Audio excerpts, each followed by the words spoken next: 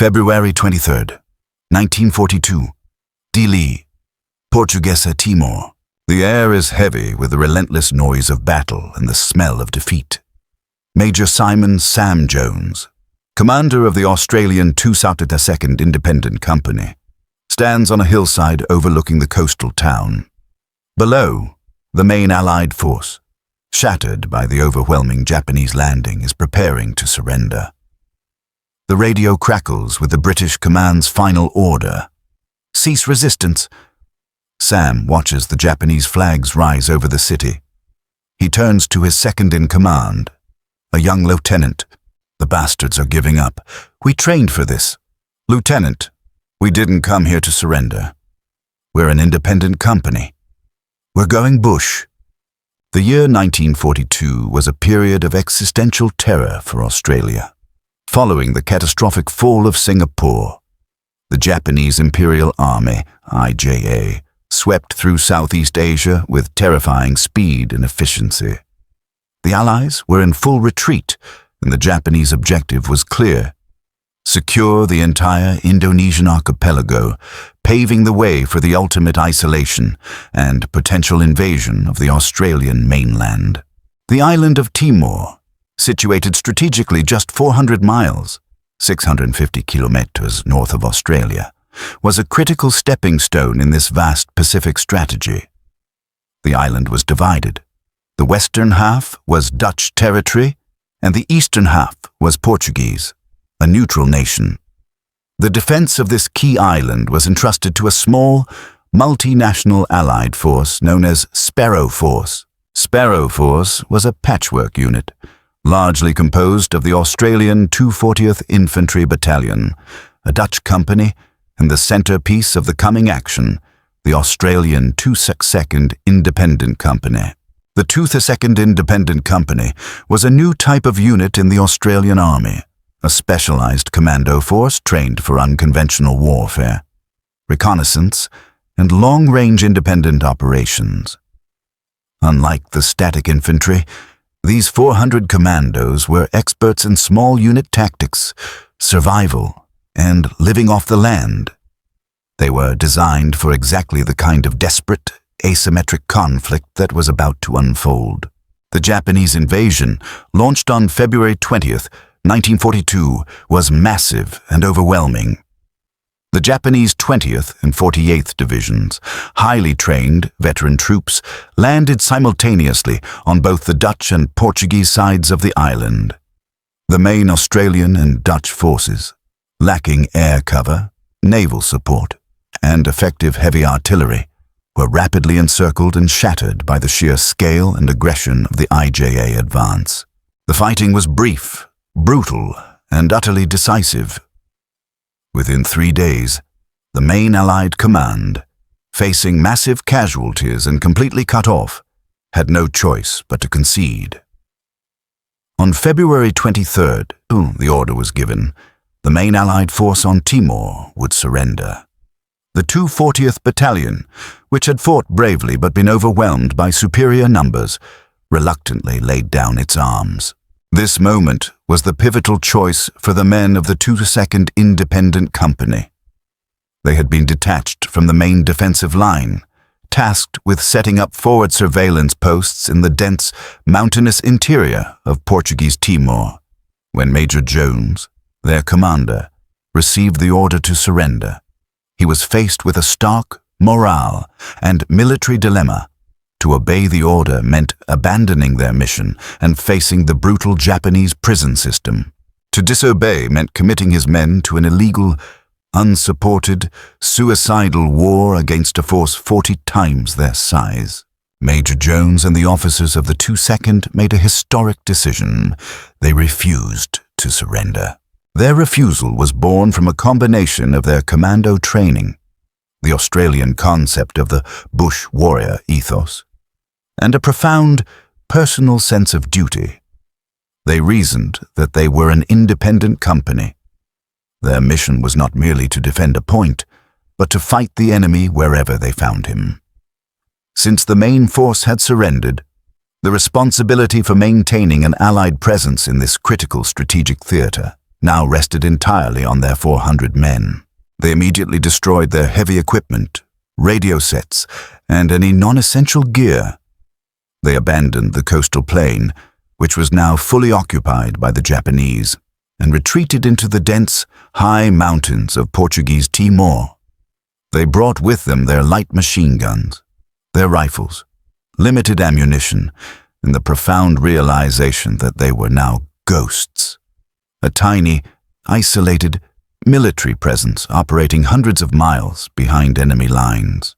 The Japanese command, having accepted the surrender of the main Allied force, was convinced the Timor campaign was over.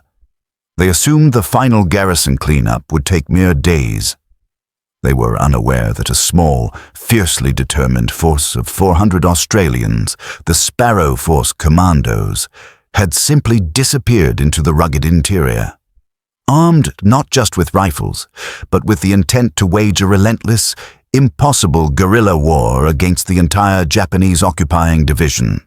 The true battle for Timor, the one that would shock the Imperial Japanese Army and tie down thousands of troops, had only just begun. March 1942, the mountains of Portuguese Timor.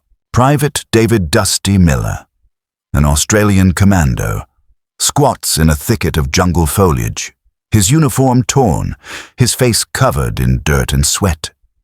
He watches a column of Japanese soldiers marching along a coastal road far below. The Japanese are confident, singing marching songs. Dusty grins, then turns to a local man, a criado, who silently points to a hidden trail. Dusty knows they are safe here.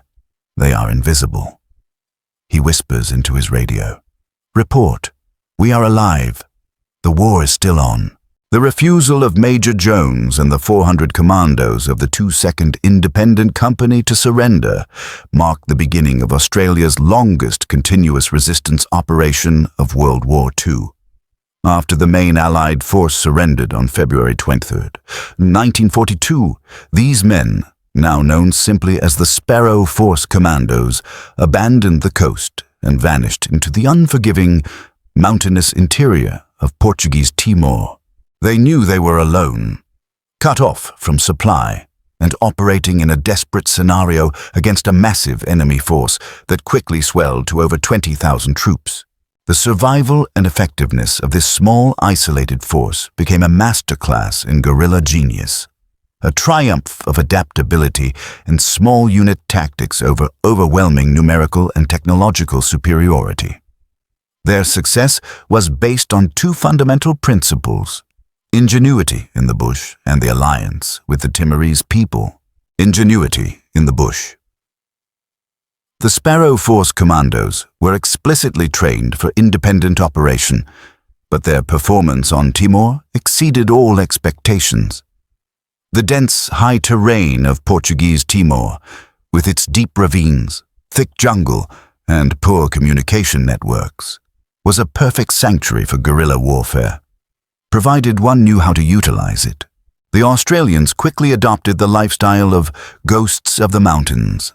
They moved constantly, never staying in one place for more than a few days, thereby frustrating Japanese attempts to locate and encircle them.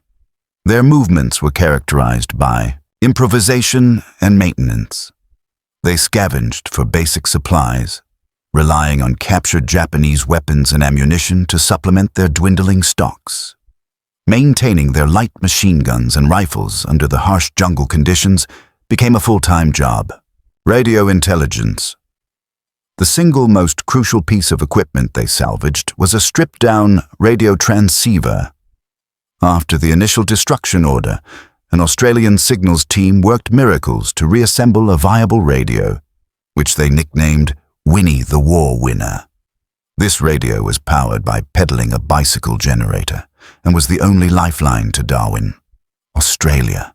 Its intermittent messages, starting with the simple, defiant "Force still fighting," were the first proof to Allied command that resistance had not ended, and it became the key means of directing the occasional submarine supply drops. Ambush tactics. The Commandos fought a war of constant, humiliating pinpricks. They rarely engaged the enemy in direct combat, knowing it would be fatal. Instead, they focused on ambush and sabotage.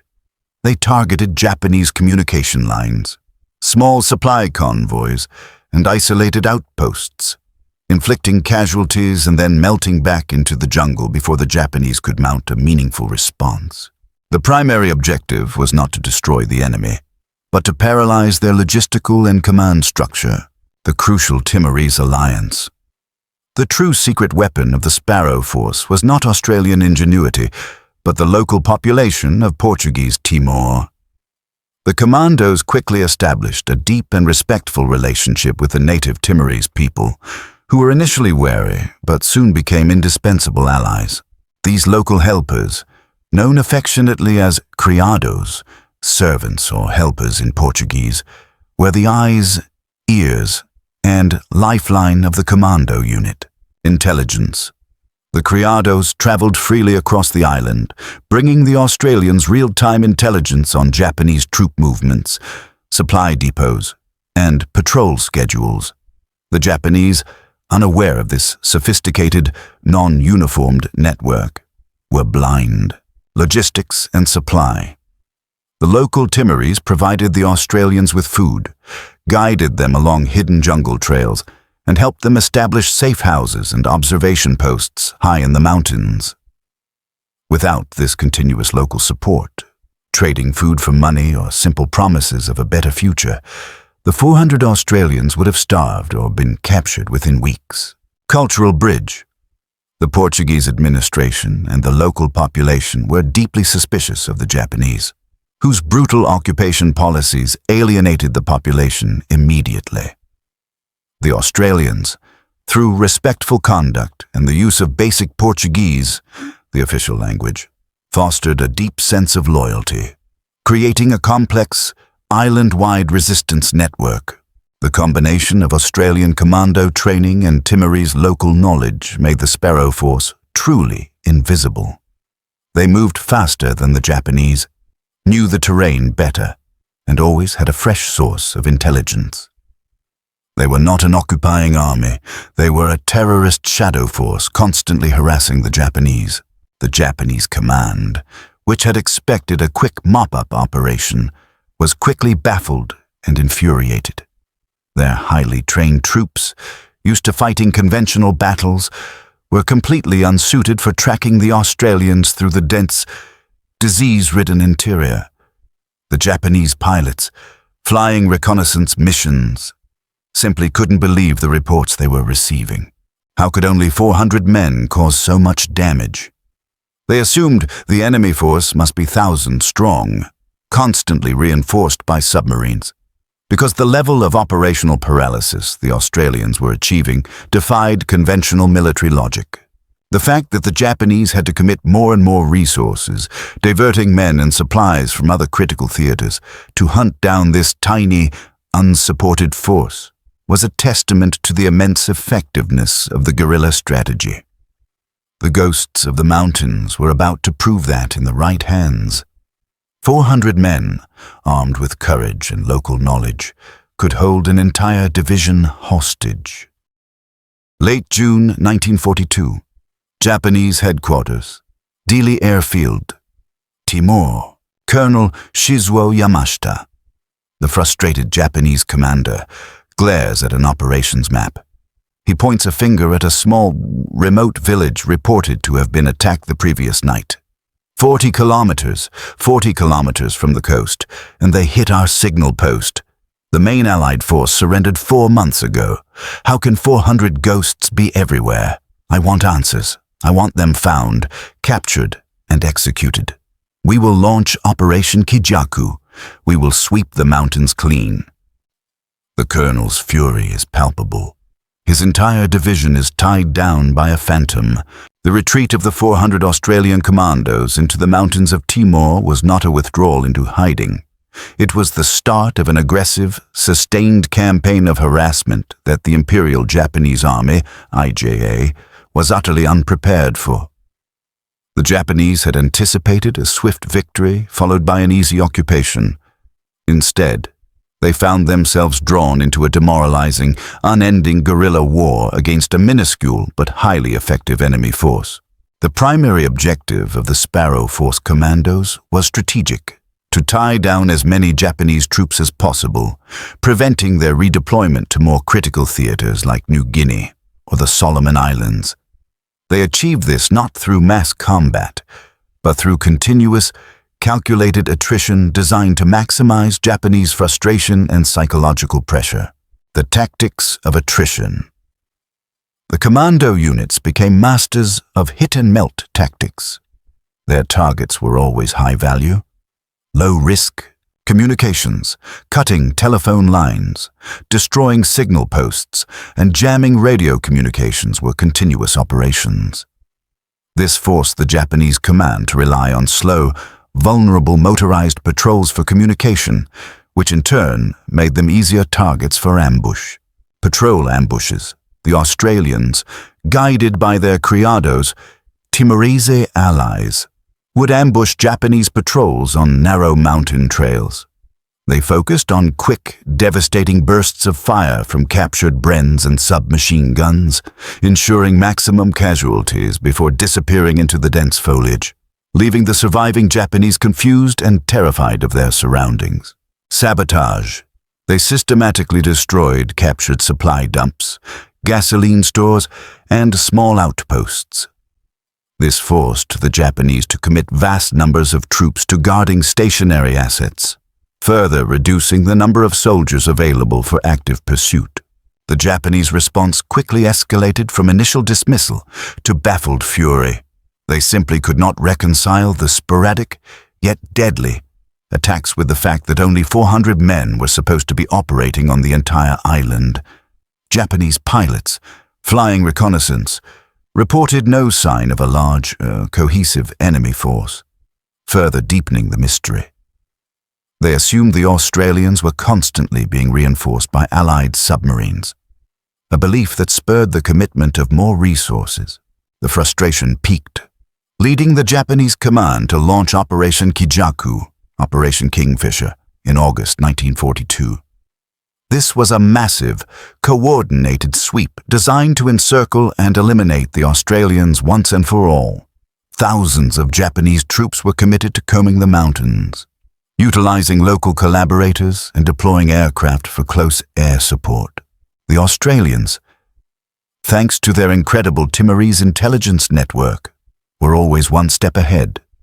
The criados would warn them of incoming Japanese sweeps days in advance, allowing the commandos to simply vacate the target area, wait for the Japanese sweep to pass, and then return to resume their attacks on the exhausted, demoralized Japanese rearguard.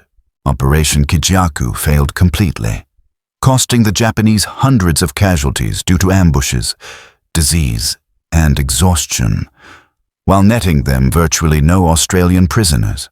The lifeline. WWII, the war winner. The ability of the Sparrow Force to maintain this level of resistance depended critically on their communication with Australia. In the remote jungle, the patched-together radio. WWII, the war winner, became the most important piece of equipment, operated by signal staff who worked miracles with limited batteries and scavenged parts. WWII allowed Major Jones to send coded messages to Army Command in Darwin. These messages served two vital purposes: morale and intelligence. They provided the first genuine Allied intelligence on Japanese troop strength, movements, and morale, invaluable data that Australia used to prepare its own defense. They also proved to the Australian people that their soldiers were still fighting, a much-needed morale boost after the disaster at Singapore. Logistics. The radio directed the infrequent but vital resupply missions. Australian submarines, risking their lives in Japanese-controlled waters, were occasionally dispatched from Darwin to isolated points on the Timor coast. They delivered essential supplies, more ammunition, medical aid, new radio batteries, and most critically, intelligence about the outside war. The success of these submarine rendezvous, carried out in darkness, under constant threat of Japanese air and sea patrols, was a logistical miracle coordinated by the defiant commando unit. The constant need to evade the frustrated Japanese led to increasing brutality. Unable to catch the Australians, the Japanese command resorted to reprisals against the Timorese civilian population, attempting to sever the crucial link between the Commandos and their local allies. Villages suspected of aiding the Australians were burned, and local leaders were executed. This brutality only strengthened the Timorese resolve to support the Australians, deepening the commitment of the Commandos to help the white soldiers drive out the invaders. For nearly a year, this impossible resistance continued. The 400 Australians, aided by their Timorese allies, had effectively neutralized the Japanese 48th Division, an entire veteran division that should have been fighting on the front lines of New Guinea or the Solomons. The cost to the Japanese in casualties, equipment, and strategic time was immense. They were paralyzed by a shadow war, waged by a force they dismissed as non-existent, a testament to the fact that in guerrilla warfare, ingenuity and courage far outweigh sheer numbers. December 1942, Japanese headquarters, Dili, Timor. Colonel Shizuo Yamashita, his face etched with defeat and frustration, receives the order for the final, large-scale sweep. His superiors demand a cleanup, but the colonel knows the truth. He stares at a casualty report showing thousands of his men lost to disease, exhaustion, and invisible ambushes. He crumples the report. 40 kilometers from here, he thinks bitterly. 400 ghosts have defeated a division. He knows this failure is not measured in territory, but in time and manpower stolen from the Empire's grand strategy. The saga of the 400 Australian Commandos of the 22nd Independent Company on Timor, a story of defiance and guerrilla brilliance, became one of the most remarkable military achievements of the Pacific War. Their survival and relentless aggression proved to be a catastrophic strategic cost for the Imperial Japanese Army, IJA, paralyzing a massive force and buying Australia invaluable time.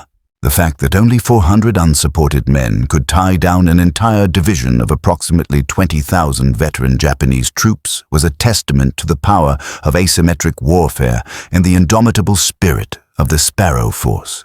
The most significant impact of the Sparrow Force was strategic. The Japanese 48th Division, a highly trained elite unit, was designated for critical operations in New Guinea and the Solomon Islands, the theaters where the fate of the Pacific was truly being decided. Instead, because of the unending war waged by Major Jones' small company, the entire division was forced to remain on Timor for nearly a year. The constant need to chase phantoms, guard supply lines, and launch failed counterinsurgency sweeps meant the 48th Division was functionally neutralized. Their resources were consumed by maintaining basic security and hunting a handful of Australians and their Timorese allies. Every casualty inflicted by the Australians, be it through direct ambush, disease, or sheer exhaustion, was a soldier and a resource denied to the main Japanese push towards Australia. The 400 men achieved a stunning, unprecedented force multiplication, ensuring that the critical early battles in the Pacific were fought without the presence of 20,000 highly effective Japanese troops. The resilience of the Sparrow Force provided an immense dual-layered morale boost for the Australian people, reeling from the catastrophic defeat at Singapore. The reports trickling back from Winnie the War Winner, the patched-together radio, were a lifeline of hope. The defiant message? Force still fighting became a symbol of national refusal to surrender, reinforcing Prime Minister Curtin's pivot toward independent national defense. For the Japanese command, the constant, low-level war was a profound psychological burden. Their troops, accustomed to swift, decisive victories, were humiliated by the inability to defeat a tiny, isolated enemy. The belief that they were fighting a large, well-supplied force due to the continuous attacks led to paranoia, excessive resource commitment, and ultimately to the brutality of the reprisals against the Timorese population, a strategy that only further alienated the locals and solidified the support for the Australians. By late 1942 and early 1943, the situation for the Australians, despite their success, was becoming unsustainable. Ammunition was severely depleted, disease was rampant, and the Japanese encirclement attempts were becoming more sophisticated, involving naval patrols and specialized counter-guerrilla forces. The commander of Sparrow Force recognized that the strategic objective had been achieved. The Japanese were thoroughly committed, and the unit's operational capacity was exhausted. The Australian government initiated a difficult but necessary extraction plan. Utilizing submarines and destroyers, a phased withdrawal was executed over several months. In January 1943, the majority of the original Sparrow Force Commandos were successfully evacuated from Timor, replaced briefly by a fresh commando unit to continue the harassment, before the entire Australian operation was finally withdrawn later that year. The withdrawal was carried out with courage and secrecy, ensuring that the Japanese did not capture the core group of the Commandos. The evacuation was not merely a military move, it was an act of national gratitude. The Australians carried with them over 300 Timorese criados and their families, refusing to abandon the local allies who had been indispensable to their survival and whose lives would have been forfeit under Japanese rule. This act of loyalty remains a powerful symbol of the unique, shared sacrifice of the Timor campaign. The story of the 400 Sparrow Force Commandos on Timor is the ultimate testament to Australian courage, a tiny force that successfully paralyzed an entire Japanese division for nearly a year. This unbelievable feat of endurance and guerrilla genius ensured that Australia survived the darkest hours of 1942. If you are captivated by these stories of impossible military triumphs and the courage of the unsung heroes of World War II, we want you to be part of our community. Please subscribe now and hit that notification bell. Your support allows us to continue bringing these pivotal, untold moments of Australian and Pacific history to light. And tell us in the comments, what other small force achieved such a massive strategic victory against overwhelming odds? The legacy of the Sparrow Force is profound and multifaceted. Militarily, the campaign provided the definitive template for Australian Special Forces and Commando operations, reinforcing the doctrine of the highly effective, flexible, independent company.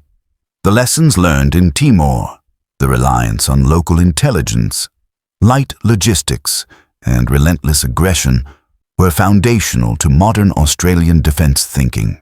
Culturally, the campaign cemented the Australian identity of the bush warrior, the resourceful, tough, and fiercely loyal soldier capable of surviving and fighting effectively against overwhelming odds in any environment. The story of the 400 Commandos became a source of national pride and a powerful counter-narrative to the shame of the Singapore surrender. The ultimate fate of the 48th Division provides the final, chilling commentary. By the time the division was finally released from its protracted assignment on Timor, it was severely depleted, demoralized, and sent directly to the New Guinea campaign, a campaign that ultimately failed the Japanese Empire. The strategic delay and manpower drain caused by the 400 Australians ensured that the 48th Division arrived too late and too weakened to alter the outcome of the critical battles. The Japanese pilots and commanders were right to be shocked. 400 men did the impossible, saving a nation by paralyzing a division, proving that courage, when combined with genius, is the only true invincible weapon.